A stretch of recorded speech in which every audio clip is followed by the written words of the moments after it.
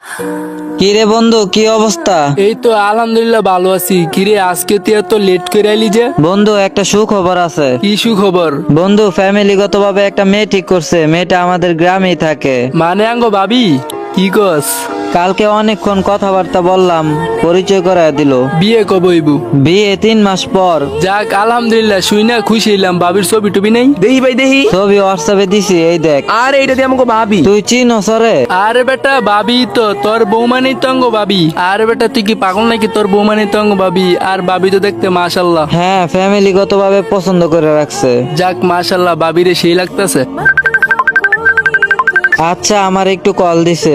ভাই এইটা কি হইলো? আরে বুঝলাম না, তুই একবারে চুপ থাকবি। তুই কেন রাইমের সামনে বললি এটা ভাবি? যদি বুঝে যেত এই মেয়েটার সাথে সম্পর্ক আমার, আর তুই আর আমি জানি এই মেয়েটার সাথে সম্পর্ক আমার, আর তুই ওর এইভাবে বললি, আর একটু হইলে তো ধরাটা খাইতাম। তোর একটুখানির কারণে বন্ধুত্বটা নষ্ট হয়ে যেত। ভাগ্যিস আমি ওরে বলছি এটা আমাদের ভাবি, ভাগ্যিস এটা আমি বলছি।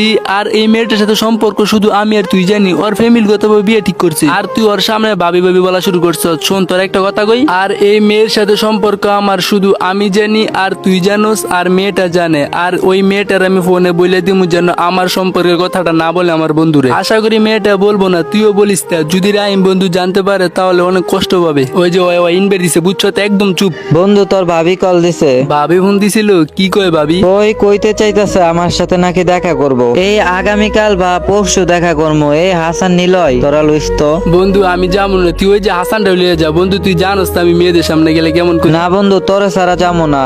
ওই হাসান, তুই, আমি যাবো। বন্ধু তুই ছোট ভাই হাসানটা লিয়ে যা। বন্ধু আমি যাবো না। তোর কি এখন কোনো কাজ আছে? কাজ নাই বন্ধু, তারপরও বুঝোস না বন্ধু কেমন লাগে। বন্ধু তোর একটা কথা কই। কি কথা ক?